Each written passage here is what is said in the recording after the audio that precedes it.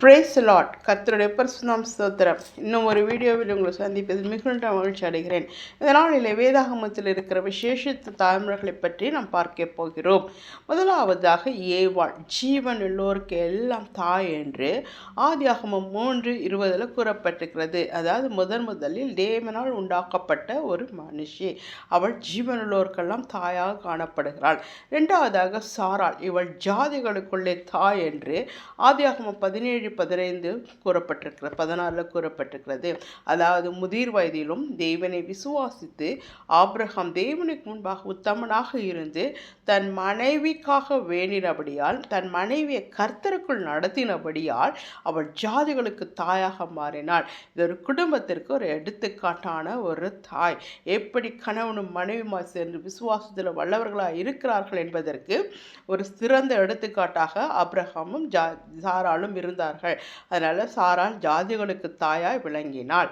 மூன்றாவதாக ரெபேக்காள் ஒரு ஆசீர்வாதம் பெற்ற மகனை, ஆசீர்வாதம் உள்ள மகனாய் பெற்றெடுத்து கொண்டதால் அவளும் ஆசீர்வதிக்கப்பட்ட ஒரு தாயாய் காணப்படுகிறாள் என்று ஆதியாகமம் 27:8-10 கூறப்பட்டிருக்கிறது. தகப்பனுடைய ஆசீர்வாதம் பெற, தகப்பனுடைய ஆசீர்வாதத்தை பெற்றுக்கொள்ள, குடும்பத்தில் சுதந்திரத்தை பெற்றுக்கொள்ள ஒரு தாயானவள் கற்றுக் கொடுக்கிறவர்களாக இருக்க வேண்டும் என்று இதில் காணப்படுகிறது. ரெபேக்காள் தன் மகனை ஆசீர்வாதத்துக்குள் வழிநடத்துகிற ஒரு தாயாய், சிறந்த தாயாய் விளங்கினாள் என்று வாசிக்கிறோம். நான்காவதாக லேயாள் எப்பொழுதும் கர்த்தரை துதிக்கும் தாயாய் காணப்பட்டாள். துதித்து தன்னுடைய கர்ப்பத்தை காத்து கொண்டாள், தன்னுடைய பிள்ளைகளை பெற்றெடுத்தாள் என்று ஆதியாகமம் 29:35 கூறப்பட்டிருக்கிறது. இன்னும் கர்த்தரை துதிப்பேன், துதி எப்பொழுதும் நம் வாயில் இருக்க வேண்டும் என்று நமக்கு கற்றுக் கொடுத்த ஒரு தாயாய் காணப்படுகிறாள். ஐந்தாவதாக அன்னாள். தன்னுடைய சக்கலத்தை அவளை வேதனைப்படுத்தும் போது எல்லாம், குழந்தை இல்லாமல் கஷ்டப்படும் போதெல்லாம் அவள் தன்னை நொந்து கொள்ளாமல் கர்த்தருடைய சமூகத்தில் தன் இருதயத்தை ஊற்றுகிறவளாய், தன் இருதயத்தை ஊற்றி ஜெபித்து ஒரு சாமுவேலை பெற்றுக்கொண்ட ஒரு சிறந்த தாயாய் காணப்படுகிறாள் என்று 1 சாமுவேல் 27:28 கூறுகிறது. இவள் மனம் கசந்து அழுது ஜெபத்துக்கு வெற்றி பெற்று கொண்ட தாயாய் மட்டுமல்லாமல் பொருத்தனையின் தாயாய், பொருத்தனை செய்து எப்படி தன் மகனை ஒப்பு கொடுத்தாள், வைராக்கமாக இருந்து தன் குழந்தையை கர்த்தருக்கு ஒப்பு கொடுத்தாள் என்று ஒரு எடுத்துக்காட்டான பொருத்தனையின் தாயாக காணப்படுகிறாள். சொன்ன பொருத்தனையை முழுவதுமாய் நிறைவேற்றின ஒரு தாயாய் காணப்படுகிறாள். ஆறாவதாக சுனேமியாள். விடாமுயற்சியால் கர்த்தருடைய சமூகத்தில் காத்திருந்து தான் பெற்றுக்கொண்ட மகன் மரித்து போனாலும் கர்த்தரனுக்கு திரும்பம் தருவார் என்ற ஒரு விசுவாசத்தோடு, விடாமுயற்சியோடு, சோர்ந்து போகாமல் அந்த தாய் தன் மகனை உயிரோடு பெற்றுக்கொண்ட ஒரு தாயாய் காணப்படுகிறாள் என்று 2 ராஜாக்கள் 4:30 கூறப்பட்டிருக்கிறது.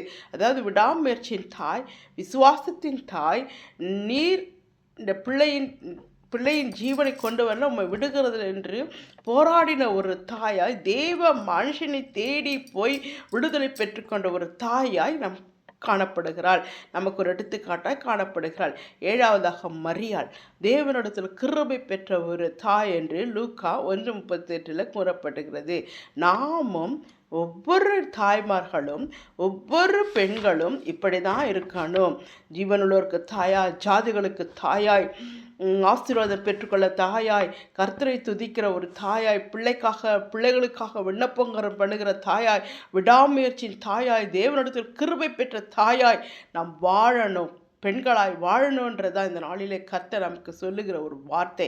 நம் கிருபை பெற்றுக்கொண்டு, கிருபையினால நம்முடைய பிள்ளைகளை வளர்த்திட, கிருபையினால நம் பிள்ளைகளை ஜீவனுள்ள தேவனுக்கு முன்பாக நடத்த, வைராக்கியத்தோடு நடத்த நாம் கர்த்தர் கிருபை பாராட்டுவாராக.